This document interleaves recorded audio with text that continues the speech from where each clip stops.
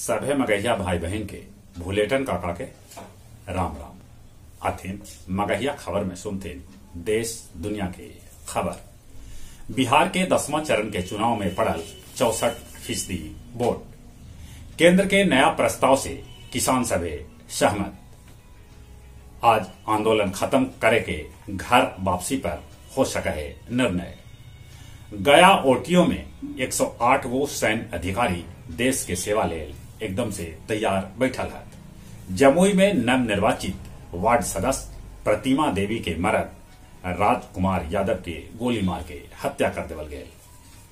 ई महीना 40,518 प्रधान शिक्षक और 6,421 हेडमास्टर सभे के नियुक्ति लेल बिहार सरकार निकाल सका है विज्ञापन। हिंदी के जानल मानल साहित्यकार असगर वजाहत के उनका नाटक महाबली लेल दिल गेल 2021 के व्यास सम्मान। इलाहाबाद हाईकोर्ट कहलका है कि परिवार में बेटी से बेसी बहू के हक होगा है। बिहार नेता प्रतिपक्ष लालू यादव के बेटा तेजस्वी यादव के आज दिल्ली में हुए सगाई।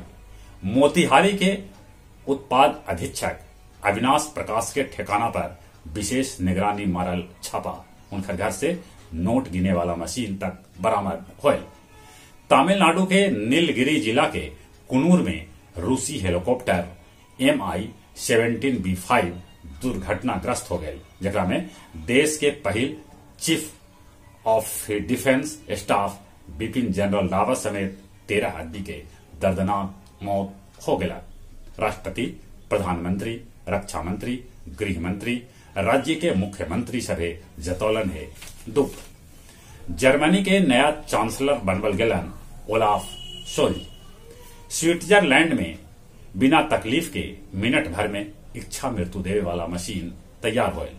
अमेरिका में पिछलका एक हफ्ता में 1.33 लाख लैकन कोरोना संक्रमित हो गलन। WHO जतैलक है चिंता। 127 गो पत्रकार के चीन बंधक बना के अपन देश में रखले है। जापान के अरबपति मिजवा अपन करीबी मित्र के साथ कैलन अंतरिक्ष के यात्रा। गया जिला में अंतिम चरण के चुनाव में 12चट्टी में 78%, तो मोहनपुर में पड़ल 73% वोट। डीएम और एसपी घूम घूम के लेत रहलन बूथ के जायजा। मेडिकल कॉलेज थाना पुलिस गिट्टी लदल एगो ट्रक से 27 लाख रुपया के दारू बरामद गये। गया हवाई अड्डा पर तैनात एगो महिला पुलिसकर्मी कोरोना पॉजिटिव पावल गेलन।